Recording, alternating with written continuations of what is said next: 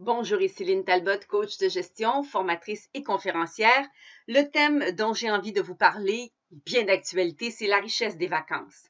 À une époque où je travaillais dans une entreprise saisonnière, les vacances, elles devaient être prises l'été, majoritairement au mois de juillet.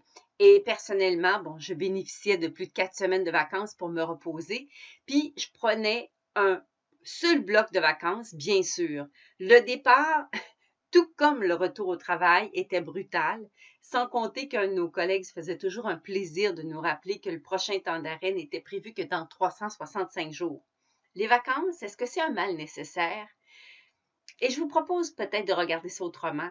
Si au cours des prochaines semaines, vous vous accordiez le droit de mettre un petit peu plus de dolce dans votre vita. Alors, on commence pour optimiser l'efficacité et la performance au travail. On va se demander peut-être en quelques mots, les vacances, à quelle fréquence on devrait les prendre? Comme nos téléphones intelligents, on a besoin, nous aussi, de recharger nos batteries de temps en temps. Mais à quelle fréquence? La pile de votre téléphone intelligent ne sera pas plus chargée si vous la laissez brancher pendant une période plus longue que celle dont elle a besoin.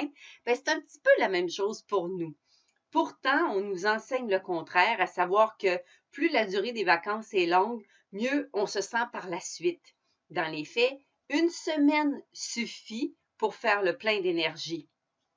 D'ailleurs, il y a un livre avec le docteur Frédéric Sandman intitulé « Prenez votre santé en main » où l'auteur explique que des scientifiques néerlandais se sont penchés justement sur cette question et ils affirment qu'une semaine de vacances est tout ce qu'il faut pour récupérer. Et toujours selon eux, on devrait s'accorder un temps d'arrêt d'une semaine tous les 2 mois. Maintenant, la fréquence idéale.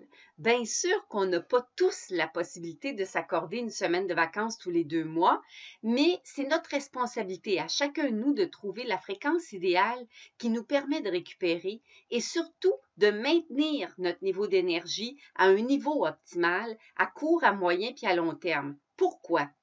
Parce que vous voulez mettre toutes les chances de votre côté pour offrir une performance optimale, pour être efficace, mais plus encore pour maintenir un équilibre travail-vie qui vous sied. De plus, votre environnement professionnel vous expose au stress, à la tension. Si vous êtes fatigué, si votre énergie n'est pas à un niveau optimal, votre attitude globale dont fait partie votre personnalité ne sera pas la même. En bref, vous risquez de créer des tensions que vous n'auriez pas vécues si vous aviez pris le temps de faire le plein d'énergie.